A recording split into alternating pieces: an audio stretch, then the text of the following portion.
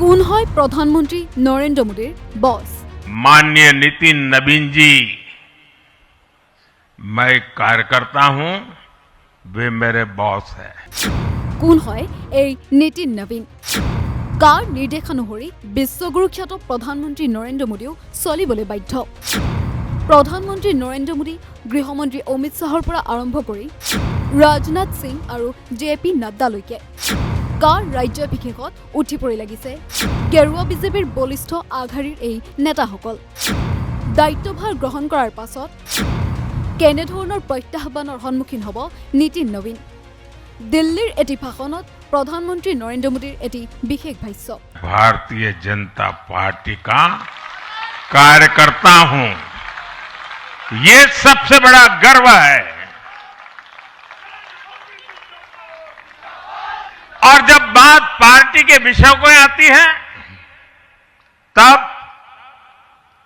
माननीय नितिन नवीन जी, मैं कार्यकर्ता हूं, वे मेरे बॉस है। পিছে কোন হয় গেৰুৱা বিজেপি দলৰ এই বিশেষ ব্যক্তি নীতিন নবীন? কিয় প্ৰধানমন্ত্ৰী নৰেন্দ্ৰ মোদীয়ে নীতিন নবীনক নিজৰ বস বুলি আখ্যা দিছে? और जब बात पार्टी के विषय को आती है, तब माननीय नितिन नवीन जी, मैं कार्यकर्ता हूं, वे मेरे बॉस है। मैं कार्यकर्ता हूं, वे मेरे बॉस है। मैं कार्यकर्ता हूं, वे मेरे बॉस है। কালি দিল্লীত এটি ভাষণত প্ৰধানমন্ত্ৰী নৰেন্দ্ৰ মোদীৰ এই উক্ত ভাষ্যই দেশৰ ৰাজনীতিত তীব্ৰ আলোড়নৰ সৃষ্টি কৰিছে। কালি দিল্লীত বিজেপিৰ উচ্চবৰ্গীয় নেতা প্ৰধানমন্ত্ৰী নৰেন্দ্ৰ মোদী, গৃহমন্ত্ৰী অমিত শ্বাহ, ৰাজনাথ সিং আৰু জে.পি. নাড্ডা আদিৰ উপস্থিতিত ৪৫ বছৰীয়া নীতিন নবীনক ভাৰতীয় জনতা পাৰ্টীৰ ১২ সংখ্যক ৰাষ্ট্ৰীয় অধ্যক্ষ হিচাপে দায়িত্বভাৰ প্ৰদান কৰা হয়। ইয়াতে উল্লেখ কৰি থওঁ যে নীতিন নবীন গেৰুৱা বিজেপিৰ ইতিহাসত আটাইতকৈ কম বয়সীয়া ৰাষ্ট্ৰীয় অধ্যক্ষ। ইয়াৰ পূৰ্বে নীতিন নবীন বিহাৰৰ বাংকিপুৰ সমষ্টিৰ পৰা ৫ বাৰকৈ বিধায়ক আৰু বিহাৰৰ নীতিশ কুমাৰৰ কেবিনেটৰ এগৰাকী প্ৰাক্তন মন্ত্ৰী আছিল। আৰু ২০২৬ চনৰ ২০ জানুৱাৰীত অৰ্থাৎ কালি তেওঁ আনুষ্ঠানিকভাৱে জে.পি. নাড্ডাৰ পৰা ৰাষ্ট্ৰীয় বিজেপিৰ অধ্যক্ষৰ দায়িত্বভাৰ গ্ৰহণ কৰে। উল্লেখ্য যে যদিওবা জে.পি. নাড্ডাৰ বিজেপিৰ ৰাষ্ট্ৰীয় অধ্যক্ষতাৰ কাৰ্যকাল ২০২৩ চনৰ জানুৱাৰী মাহতেই অন্ত পৰে, কিন্তু ২০২৪ জুন মাহলৈকে নাড্ডাৰ কাৰ্যকাল বাহাল থাকে। আৰু তেতিয়াৰে পৰা ২০২৬ ২০ জানুৱাৰীতহে নাড্ডাই নিজৰ দায়িত্বভাৰ নীতিন নবীনক প্ৰদান কৰে। আৰু যাৰ পাছত কালি নীতিন নবীনক এই দায়িত্বভাৰ অৰ্পণ কৰা হয়। আৰু বৰ্তমান জে.পি. নাড্ডাক দেশখনৰ স্বাস্থ্যমন্ত্ৰী হিচাপে দায়িত্বভাৰ প্ৰদান কৰা হৈছে। উল্লেখ্য যে ভাৰতীয় জনতা পাৰ্টীৰ ৰাষ্ট্ৰীয় সভাপতি নিৰ্বাচনৰ বাবে নীতিন নবীনৰ পক্ষত ৩৭টা মনোনয়ন পত্ৰ দাখিল কৰা হৈছিল। আৰু এই পত্ৰ দলটোৰ বলিষ্ঠ নেতা যেনে প্ৰধানমন্ত্ৰী নৰেন্দ্ৰ মোদী, গৃহমন্ত্ৰী অমিত শ্বাহ, জে.পি. নাড্ডা আদিয়ে তেওঁৰ পক্ষত দাখিল কৰিছিল। আৰু ইয়াতে উল্লেখ কৰি থওঁ যে ভাৰতীয় জনতা পাৰ্টীৰ ইতিহাসত ৰাষ্ট্ৰীয় অধ্যক্ষৰ পদৰ বাবে সদায় একপক্ষীয়ভাৱে প্ৰতিদ্বন্দ্বী নিৰ্বাচিত হৈ আহিছে। অৰ্থাৎ এইবাৰো দলটোৰ পৰম্পৰা অব্যাহত ৰাখি নীতিন নবীনক অপ্ৰতিদ্বন্দ্বিতাৰে দলটোৰ সভাপতিত্বৰ দায়িত্ব অৰ্পণ কৰা হয়। আনহাতে কংগ্ৰেছ দলৰ সৈতে যদি তুলনা কৰোঁ, তেন্তে ২০২২ চনত কংগ্ৰেছৰ ৰাষ্ট্ৰীয় অধ্যক্ষৰ বাবে শশী থাৰুৰ আৰু মল্লিকাৰ্জুন খাৰ্গেৰ মাজত তীব্ৰ প্ৰতিদ্বন্দ্বিতা দেখা গৈছিল। বিজেপি দলৰ ক্ষেত্ৰত নীতিন নবীন এগৰাকী অভিজ্ঞ আৰু দক্ষ ৰাজনীতিবিদ।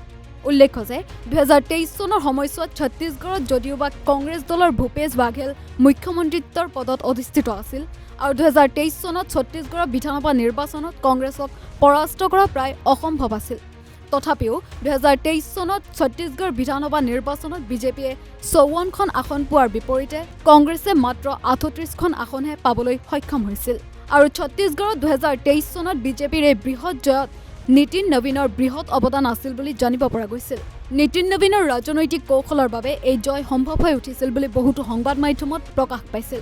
গতিকে নীতিন নবীনৰ এনে কূটনৈতিক কৌশলৰ বাবে তেওঁক শাসিত বিজেপিৰ উচ্চপদস্থ নেতাসকলে তেওঁক বিজেপিৰ ৰাষ্ট্ৰীয় অধ্যক্ষৰ দায়িত্বভাৰ প্ৰদান কৰিছে বুলি ৰাজনৈতিক মহলত এতিয়া চৰ্চা চলিছে।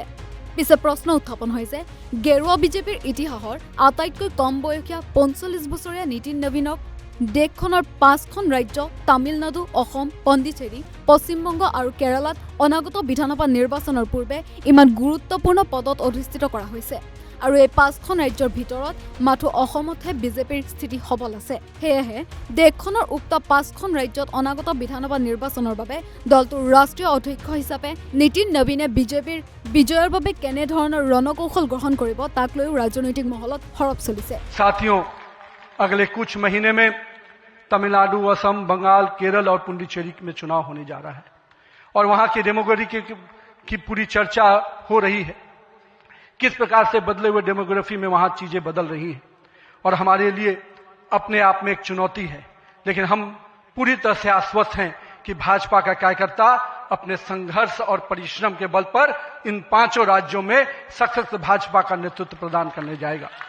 और हम हमेशा विश्वास करते हैं कि हमें अपनी आस्थाओं के केंद्र के लिए और सनातन परंपराओं को केंद्र को बचाने की लड़ाई अगर लड़नी है तो निश्चित रूप से अपने देश को सुरक्षित रखने की लड़ाई लड़नी है तो इन 5 राज्यों में हमें एक मजबूत ताकत बन के आना है।